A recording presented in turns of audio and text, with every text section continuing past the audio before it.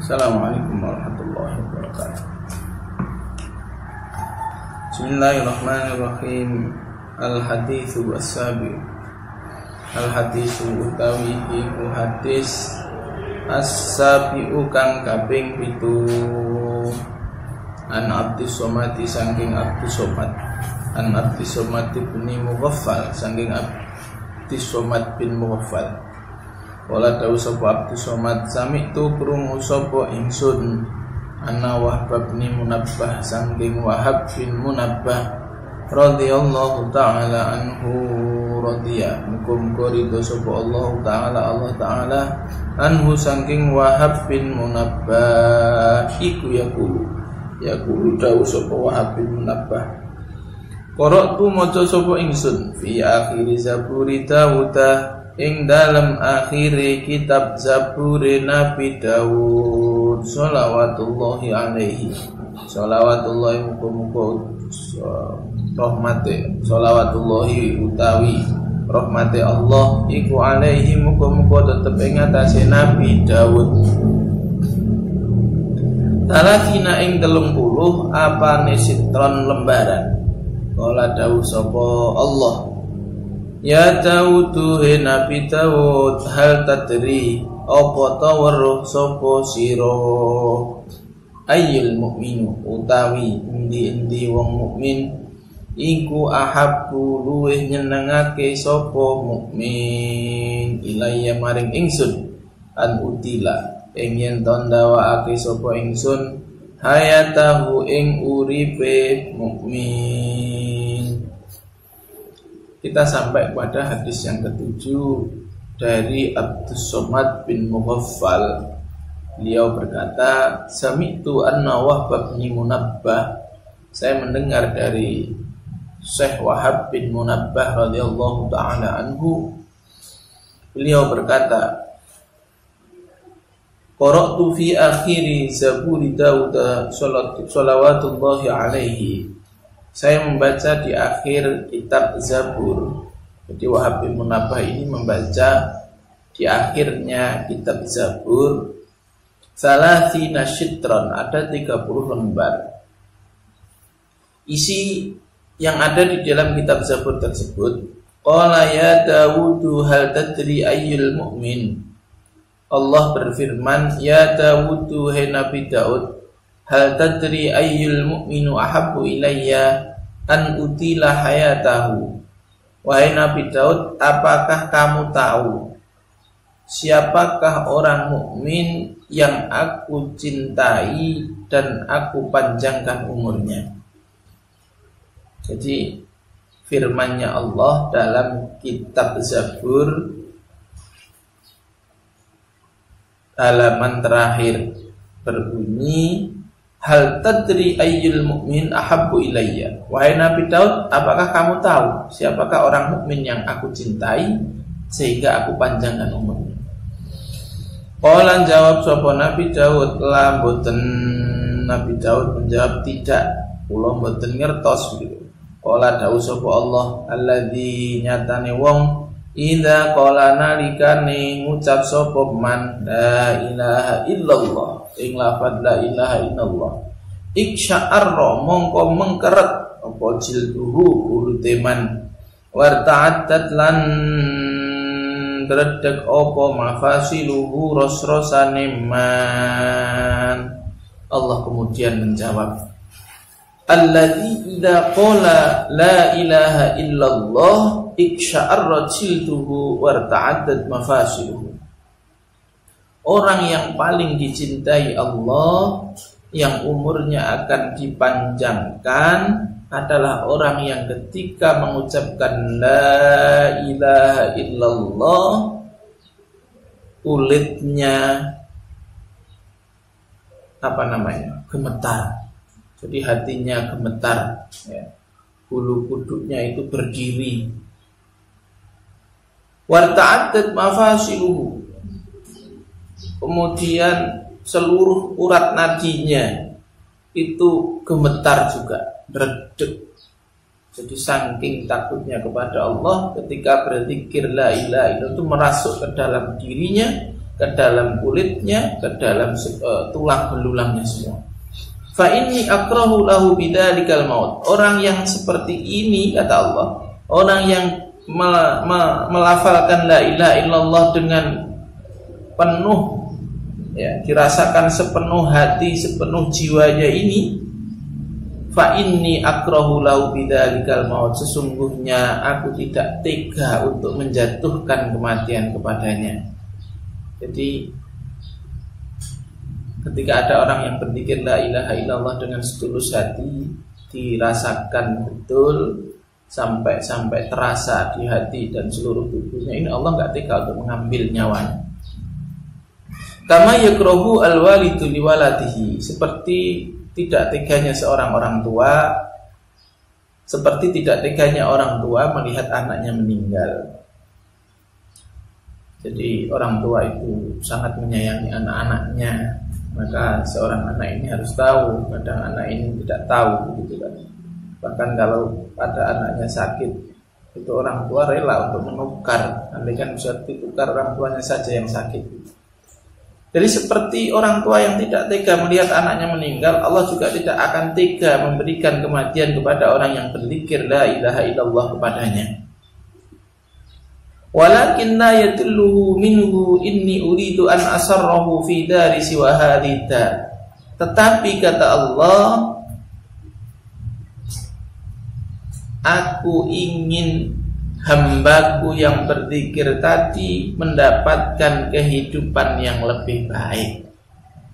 Kemudian kan ada pertanyaan, kenapa para kiai, para ulama yang hebat, yang zikirnya tulus itu juga meninggal? Ini jawabannya.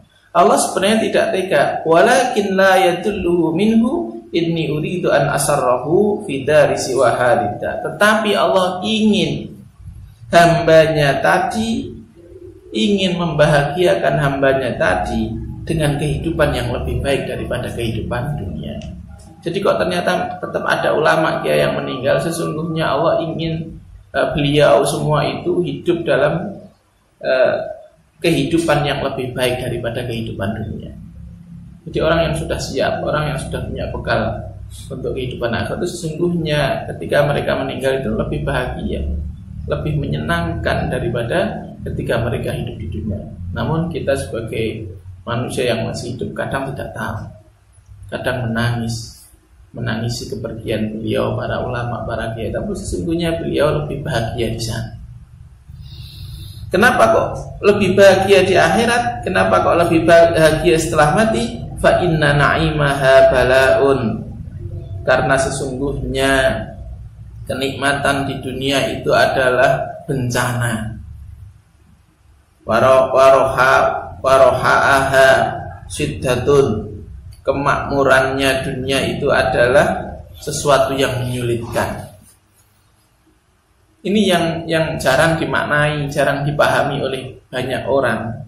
Jadi kenikmatan dunia, kemudian kemakmuran di dunia ini sesungguhnya adalah bencana dan kesulitan. Kok bisa? Saya berikan perumpamaan. Ketika kalian mendekati lebaran, bepergian ke mal, bepergian ke tempat-tempat belanja, di sana penuh sesak dengan orang yang belanja. Kalian pun belanja yang banyak. Apa yang terjadi? Satu, kalian akan sulit membawa belanjaan tersebut. Kesulitan, kangelan, rekoso. Semakin banyak belanjaan, semakin berat ketika membawa. Satu. Yang kedua, ketika mau pulang dari tempat-tempat belanja tersebut, apa yang akan dialami? Mengantri lama. Sangat panjang sekali antrian. Begitulah kehidupan orang di dunia.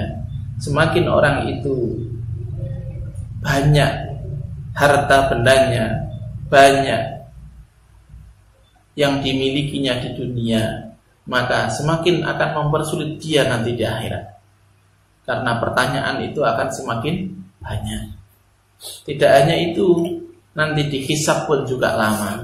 Maka dalam beberapa keterangan hadis itu disebutkan jarak masuk surga antara orang kaya dengan orang miskin itu 500 tahun. Jadi orang miskin akan masuk ke ke surga 500 tahun lebih awal daripada mereka yang kaya lah ya, karena ada hisab tersebut. Ini yang disebut fa inna na'imaha bala'un wa raha'aha syiddatun. Sesungguhnya kenikmatan dunia itu adalah bencana, dan kemakmurannya adalah sesuatu yang kelak akan menyulitkan. Sebaliknya, apabila kalian masuk ke mall, ke supermarket saat menjelang lebaran, kalian tidak beli apa-apa, hanya masuk aja, muter, kemudian keluar, pasti kamu lebih ringan, tidak repot ketika tidak ada antrian, tidak repot untuk membawa barang dan lain sebagainya. Wa fiha aduwwun la yalunakum khabala. Ada 3 hal ya, yang menyebabkan Allah itu mengambil nyawa para kekasihnya, para ulamanya itu. Yang ketiga adalah aduwwun la yalunakum khabala. Di dunia ini ada musuh yang sangat berbahaya, yang sangat dekat, lebih dekat daripada urat nadi. Ini 3 alasan mengapa Allah itu mengambil nyawa para kekasihnya, para nabinya, para ulamanya.